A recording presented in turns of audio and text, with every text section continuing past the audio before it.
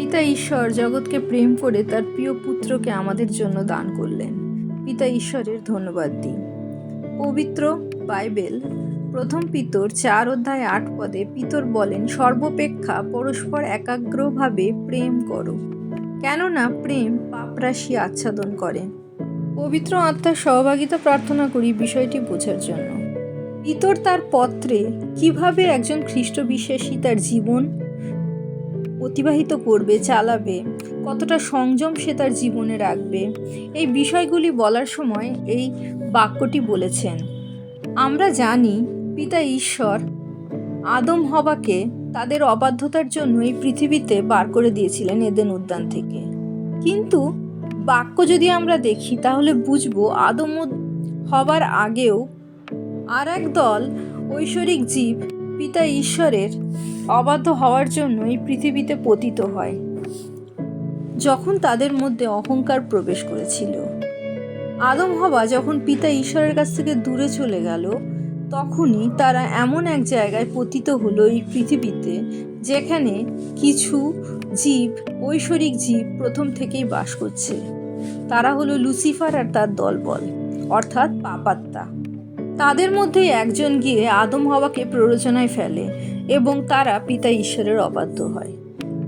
তারা পিতা ঈশ্বরের কাছ থেকে দূরে চলে গিয়েছিল, কিন্তু পিতা ঈশ্বর তাদের ভালোবাসতেন, তাই তো তিনি নিজে এই পৃথিবীতে নেমে এসেছিলেন।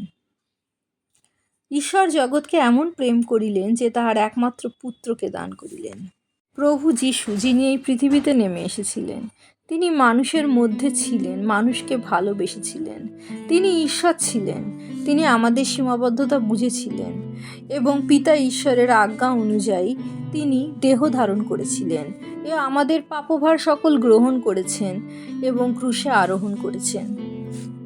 তিনি আমাদের ভালোবেসেছিলেন যেমন পিতা আমাদের ভালোবেসেছিলেন। আমাদের এই পাপময় পৃথিবী থেকে ফেরার পথ তিনি তৈরি করে দিয়ে গেছিলেন। তিনি হলেন প্রভু যিশু। পাপের শাস্তি অবশ্যই মৃত্যু। প্রত্যেকটা মানুষ আমরা যারা পাপ করি, তারা কিন্তু কেউ পাপ করি বলে পাপী নই। আমাদের পাপে জন্ম হয়েছে, আদমের রক্ত আমাদের শরীরে বইছে, তাই আমরা পাপী। আর আমাদের স্বাভাবিক নেচারই হলো পাপ করা। কিন্তু সেই পাপের জন্য আমাদের জীবনে নেমে আসে মৃত্যু। আর প্রভু যিশুই সেই অনন্ত জীবন, যাকে আমরা গ্রহণ করে এই মৃত্যুর হাত থেকে রক্ষা পেতে পারি। পিতা ঈশ্বর প্রভু যিশুকে আমাদের দান করেছিলেন, কারণ তিনি আমাদের ভালোবাসেন এবং তিনি চান আমরা এই মৃত্যুর হাত থেকে, বিনষ্টের হাত থেকে যেন রক্ষা পাই। তিনি চান পৃথিবীর প্রত্যেকটা মানুষ যাতে রক্ষা পায়। কিন্তু প্রভু যিশুকে দান করার আগে তিনি মানুষকে দান করেছেন নির্বাচন শক্তি। আমরা যাকে ভালোবাসি তাকে তার স্বাধীনতা আমরা দান করে থাকি, তাকে জোর করে কিছু চাপিয়ে দিই না। তাই জন্য সব থেকে প্রথমে পিতা ঈশ্বর আমাদের সে নির্বাচন ক্ষমতা, সে স্বাধীনতা দান করেছেন। ভুল নির্বাচনের জন্য আদম হওয়া যখন পিতা ঈশ্বরের কাছ থেকে দূরে চলে যায়, আমরাও পিতা ঈশ্বরের কাছ থেকে সাথে সাথে দূরে চলে যাই। তিনি আমাদের এতটাই ভালোবাসেন যে সেই দূরে চলে গেছি যে মানুষ আমরা, আমাদের ফেরার জন্য তিনি তার প্রিয় পুত্র দান করেছেন, যিনি প্রভু যিশু। তিনি এই পৃথিবীতে এসে আমাদের পাপভার সকল গ্রহণ করেছেন, যাতে আমরা তার নামে, প্রভু যিশুর নামে পিতা ঈশ্বরের সাথে মিলিত হতে পারি। কিন্তু সেই আগের যে গিফট, যে তিনি আমাদের স্বাধীন চিন্তা, ইচ্ছা দান করেছেন, যার মাধ্যমে আমরা নির্বাচন করতে পারি তাকে, অথবা তাকে নির্বাচন না করে আমরা মৃত্যুকে নির্বাচন করতে আমরা বাধ্য হই, কারণ আর কোনো অপশন নেই। যেমন তিনি জোর করে আমাদের তার কাছে ডেকে নেবেন না, আমাদের তাকে চুজ করতে, তাকে নির্ধারণ করতে বাধ্য করবেন না। কিন্তু যদি আমরা জীবনে কখনো কোনো এক মুহূর্তে চাই আমাদের মন পরিবর্তন করি, আমাদের জীবন থেকে ফিরে, অতিষ্ঠকর জীবন থেকে ফিরে প্রভু যিশুর দিকে তাকায়, প্রভু যিশুর নামে তিনি 2 হাত বাড়িয়ে আমাদের গ্রহণ করেন। প্রভু যিশুকে বিশ্বাস করলে আমরা পরিত্রাণ পাই আমাদের পাপের হাত থেকে, অনন্ত জীবন পাই, পিতা ঈশ্বরের সাথে মিলিত হতে পারি। এতে পিতা ঈশ্বর সব থেকে বেশি খুশি হন, কারণ তিনি চান না একটা প্রাণও নষ্ট হয়ে যাক।